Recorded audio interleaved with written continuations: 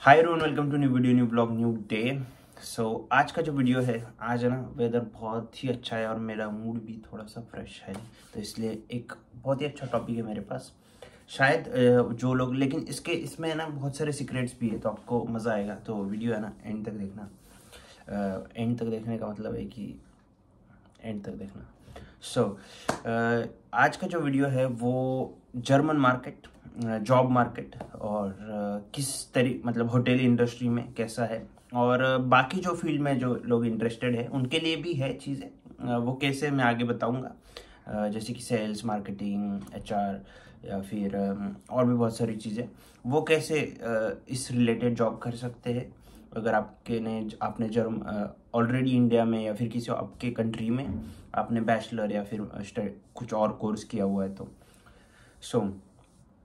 German जैसे कि Europe tourism के लिए बहुत ज़्यादा फेमस है, सबको पता है ये चीज़। और स्पेशली जर्मनी कुकिंग मतलब फूड या फिर टूरिज्म इसके लिए इतना फेमस नहीं है ना। जैसे कि स्पेन, स्विट्ज़रलैंड, ऑस्ट्रिया, ये सब जो कंट्रीज़ है वो ज़्यादा फेमस है, इटली, और वहाँ पे ज़्यादा टूरिस्ट आते। तो वहाँ का जो क्यूजीन है ना, फूड मतलब जो भी सारी चीज़ें हैं, क्योंकि ट्रैवल, फूड, ये सब चीज़ें कनेक्टेड होती है होटल, तो इस रिलेटेड जो जॉब्स है ना वो वहाँ पे ज़्यादा है। लेकिन चीज़ ये कि वहाँ पे टूरिज्म ज़्यादा ही, सब चीज़ें वहाँ, बिजनेस वहाँ पे ज़्यादा होता है, लेकिन वहाँ पे जो सैलरीज है, जैसे कि अगर आप इटली में जाओगे या फिर स्पेन में जाओगे, पुर्तगाल का तो बहुत ही वर्स्ट सीन है, वहाँ पे इतनी सैलरीज नहीं मिलती है, और वो जो इतनी डेवलप कंट्री भी नहीं है ना। तो मतलब एज कम्पेयर टू जर्मनी। और जैसे कि नीदरलैंड हो गया, वहाँ का भी एम्स्टर्डम, ये सब एम्स्टर्डम ही है, वहाँ पे इतनी सारी चीज़ें नहीं है नीदरलैंड में, हॉलैंड भी बोलते हैं उसको।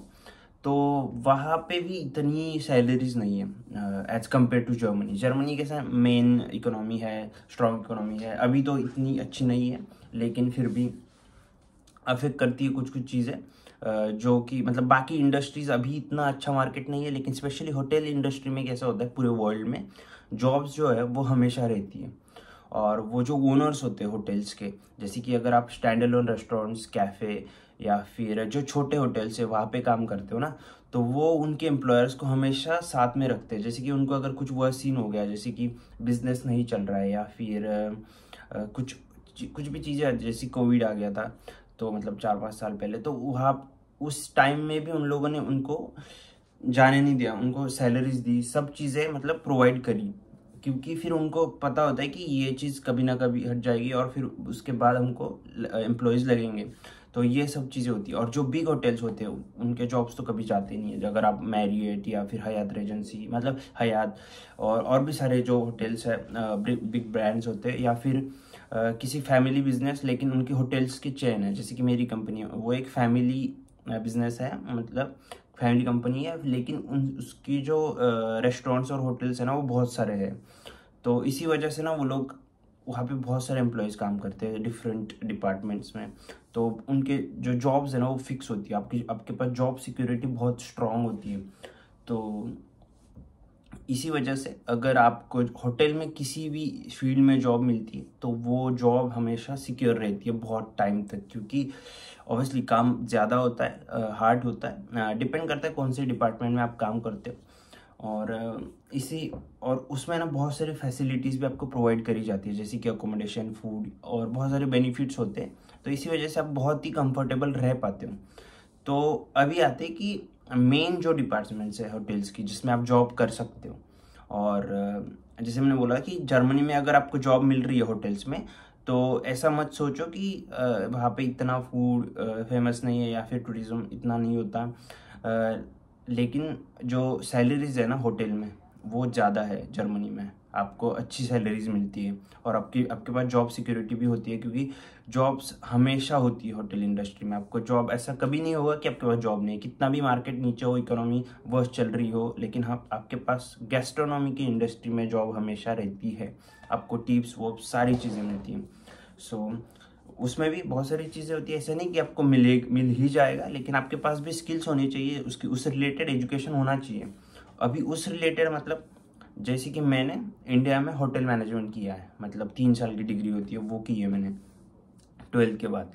और उसके बाद मैं डायरेक्टली यहाँ पे जॉब ढूंढ सकता था, लेकिन उनका एक क्राइटेरिया है। अगर आपके पास डिग्री है ना इंडिया में ऑलरेडी 3 साल की या फिर 4 साल की, जो भी डिग्री है आपके पास, तो उसके लिए आपको वो जो डिग्री है वो जर्मनी में वेरीफाइड करनी होती है कि आपको एक जैप का सर्टिफिकेट लगता है, जिससे आप इंडिया से डायरेक्टली जर्मनी में जॉब ढूंढ सकते हो।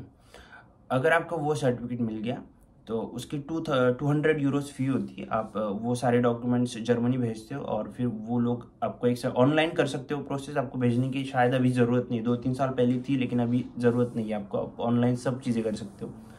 और फिर आपको आई थिंक 3 मंथ्स के अंदर वो सर्टिफिकेट आ जाता है। उसके बाद फिर आप रेडी हो, आप फिर एम्प्लॉयर ढूंढ सकते हो, है ना।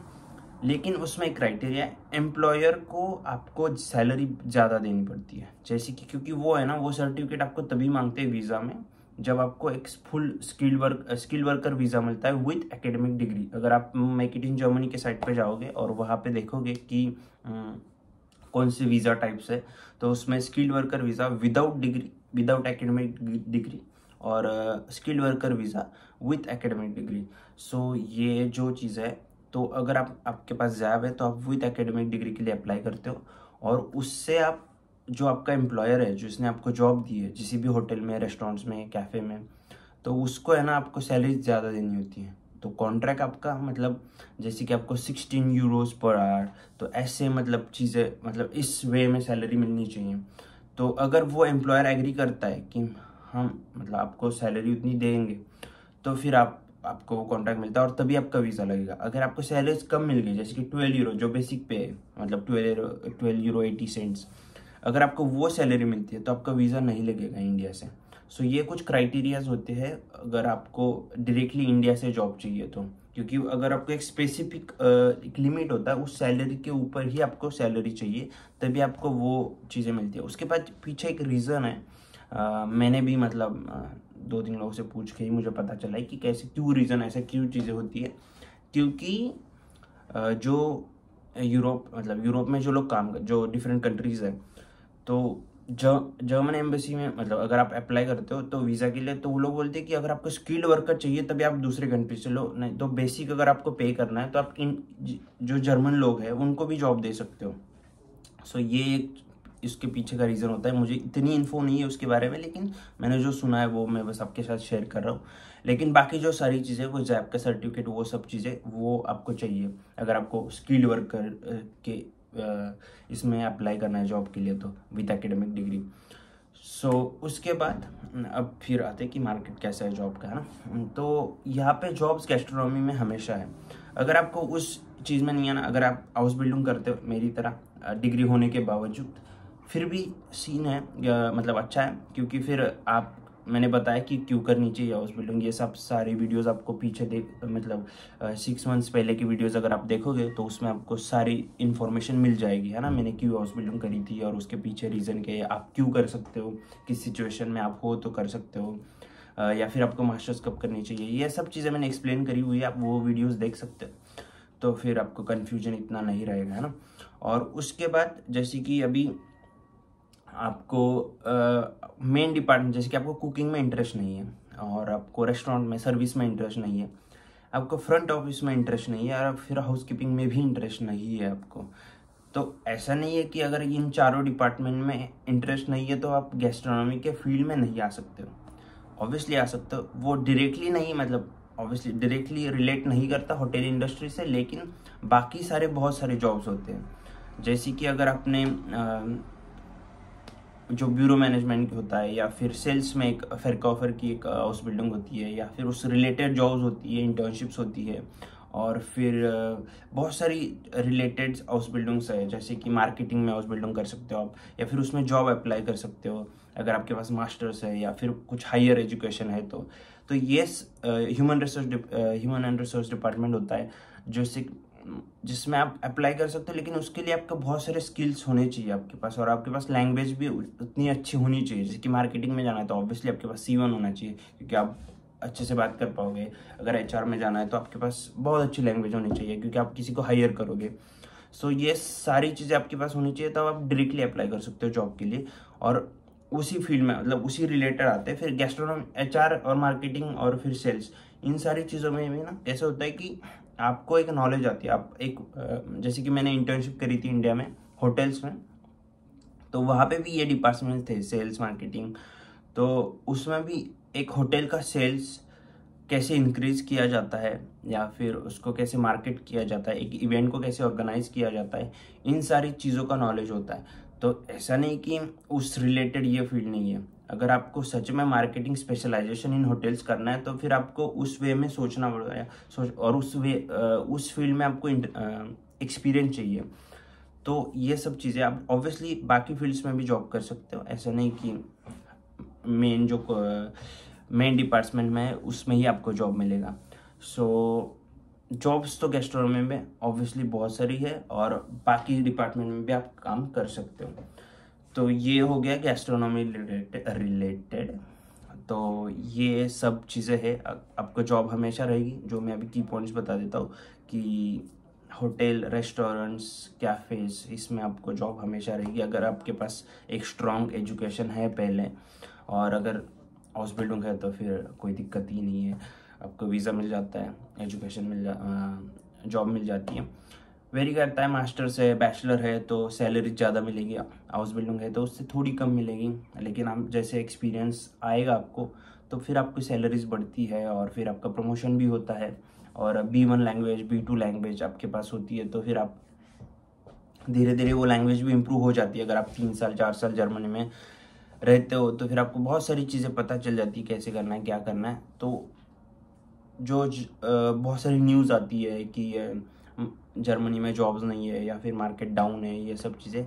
तो आप फील्ड रिलेटेड सोचो, है ना, किस फील्ड में आपकी कौन सी फील्ड है, आपको किस फील्ड में जाना है और आप कैसे जॉब, आपकी फील्ड, आपका जो इंटरेस्ट है, लेकिन आप किसी और फील्ड में भी कर सकते हो, लेकिन उस रिलेटेड में मतलब उस वे में होना चाहिए सब चीज़ें, है ना।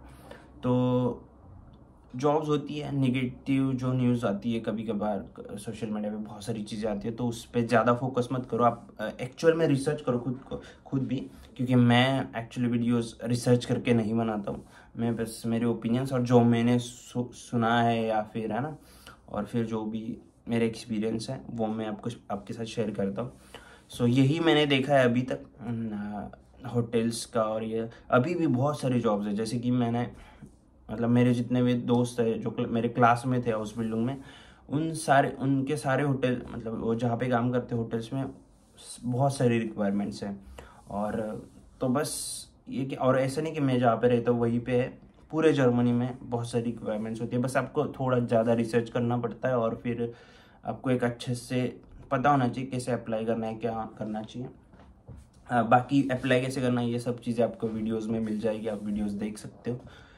सो आई होप कि आपको ये वीडियो भी इंफॉर्मेटिव लगा होगा पहले वीडियोस की तरह। और अभी थोड़े इन्फॉर्मेशन वीडियोस आ रहे हैं क्योंकि मैंने सोचा कि अभी टाइम है ना। मेरे पास एक्चुअल में वीज़ा नहीं है और उसके रिलेटेड जो स्टोरी है वो मैं आपको बाद में बताऊंगा, नेक्स्ट वीडियो में बताऊंगा कि मेरे पास क्यों अभी वीज़ा नहीं है और मैं क्यों अलाउड नहीं हुआ, अभी हाउस बिल्डिंग होने के बावजूद मैं काम करने के लिए क्यों अलाउड नहीं है मुझे। तो आई होप कि आपने सब्सक्राइब तो पहले से करा हुआ होगा, अगर नहीं करा है तो प्लीज़ सब्सक्राइब माई चैनल और वीडियो को लाइक करो, शेयर करो। Thank you so much.